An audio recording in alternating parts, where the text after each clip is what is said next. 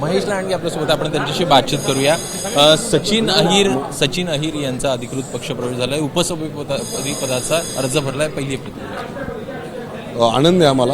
एक कामगार चळवळीतलं नेतृत्व, एक सर्वसामान्यांचं नेतृत्व आणि एक राज्याच्या दृष्टीनं काम करणारे नेतृत्व आज उपसभापती म्हणून फॉर्म भरला आहे त्यांचा.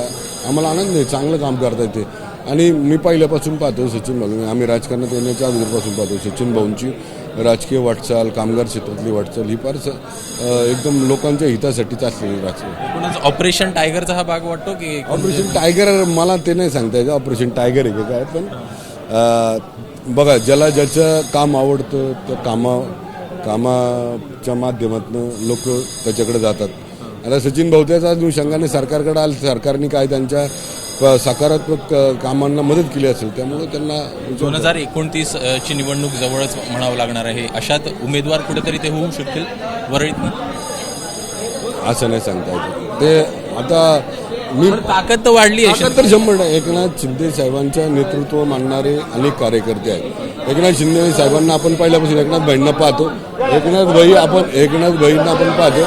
एकनाथ भाईंचं काम जे आहे तळागाळातल्या माणसापर्यंत आहे, त्यामुळे त्यांच्या नेतृत्वात हे होते महेश लांडगे.